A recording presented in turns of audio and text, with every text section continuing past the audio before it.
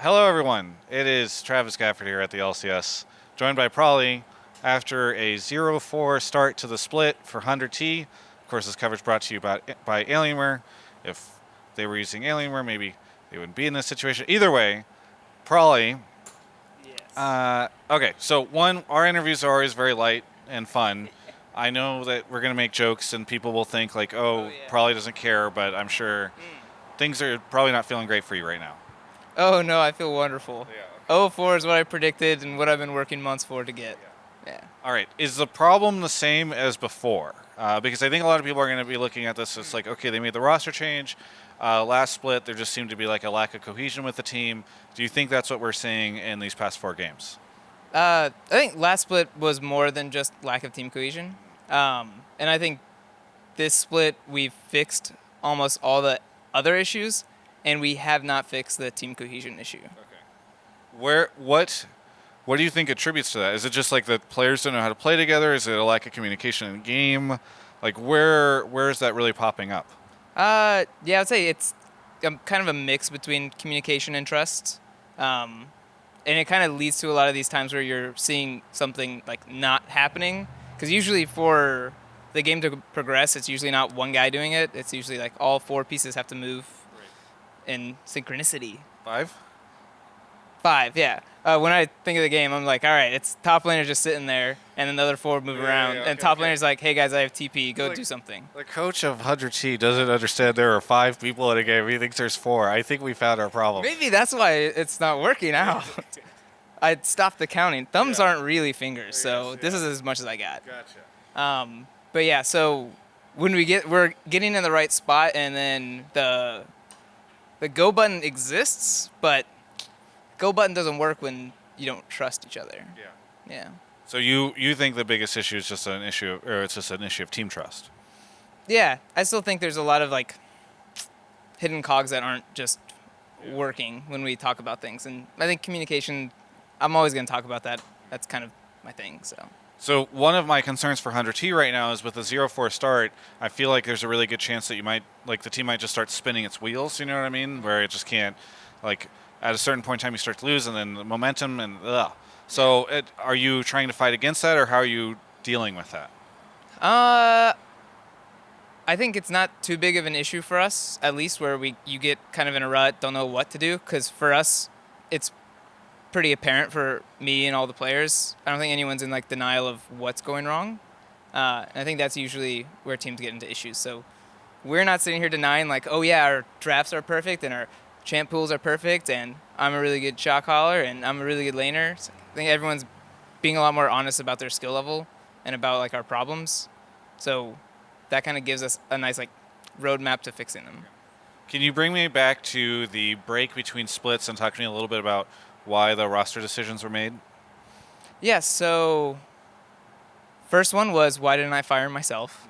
I didn't fire myself because I spent the break reading and studying and kind of trying to figure out what to do, like coaching-wise, because obviously I don't have a formal coaching education. So tried to better myself that way and tried to set up some extracurricular, sounds really funny, but just like extra work to be doing during the break. And usually I spend my breaks taking a legitimate break. This break I did not. And so 2 decisions that stayed on the roster were Saligo and Aframu. I know those were the most questioned ones because we had a lot of issues there. We sent both of them to Korea in a boot camp with my assistant coach, Joe. And we saw a lot of progress, and we pretty much had a criteria of what they needed to accomplish, what they needed to achieve, and then Joe was going to work personally with them on like specific details. So during the boot camp, they like fulfilled what we asked for us and more, and we were really excited about like what they kind of learned during the break. So they also didn't get a full-on break like most players did. And then someday in Bang, we kind of just like kept them on ice in Korea, so we didn't have to fly them there because they're already there. And they just kind of participated that way. So we used our off season to kind of just like reinforce the roster, I guess, instead of like just going off on people we were not sure of.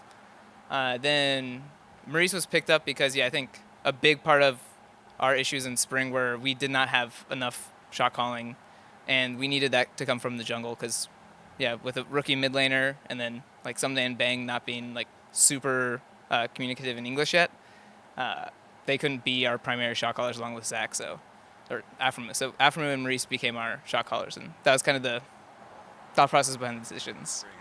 How is he holding up after the first 2 weeks? Because I'm sure he moved himself over here and all this stuff happened, and then immediately goes 0-4. I know last week he was just coming off a plane. So how's he holding up?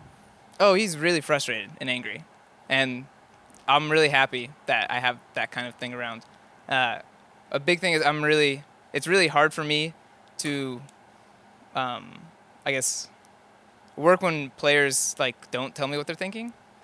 So one great thing with Maurice is he's very blunt, like many Europeans. He just kind of says everything that's on his mind. So especially after like this loss, it was very easy for him to like just spill his guts on like what's bothering him and what he thinks the problems are and what he wants to see and what he wants to change. And that gives a lot of kind of like confidence in the team because it obviously becomes the problems are like concrete now. Yeah. And then there's no like, what's the word? Holding back or whatever? That's it. Like resentment. Yeah. There's no like resentment on the team because you just kind of say like, this made me mad. Why didn't we do this? So that kind of thing I think is really good. But I mean, no one's happy still. Even we got kind of like our emotions out a bit. I think everyone's still wondering like, what do we need to do next? Yeah. Well, figuring that out right now, I'm sure. But yeah, where do you go from here? I mean, we had a pretty, I think, constructive last week of scrims, and really, it's still going to be on the same path that we've been on. Like, obviously, we don't have the results to kind of back up what we're doing is right, but we believe what we're doing is right in practice. So we just have to keep doing that and then learn how to do it more efficiently. So, yeah, getting practice better than it has been is really what we're doing. Very good. Well, I do hope things turn around for 100T. It's always rough whenever you see a team struggle like this. Is there anything you want to say to any of the 100T fans out there? If you're left, I'm very happy that you're around, and you should come to the studio and say hey when we do fan meet. You didn't today. Oh, yeah, because we were doing that little venting process I talked about. So, yeah, we missed it today. I'm sorry, guys. If you're outside right now, I'll come talk to you. But I think they all went inside. They're crying. Anyway, is there... Okay, you said the thing. All right. Thanks so much, Prolly, for the interview. For everyone else, you can check out the rest of our coverage of all things esports right here on my YouTube channel. Hey, thanks so much for watching that interview. Please do me a favor. Please. I'm probably out of focus. Please do me this favor. Go follow me on Instagram, Travis Gafford _ Twitch, Travis Gafford, Twitter, Travis Gafford. And then afterwards, check out Alienware stuff at alienware.com/Travis. There's a link in the description. Travis 10 off, 10 off. That's great. Actually, all those links are in the description. Just click all the links and then do all the things. That would be great.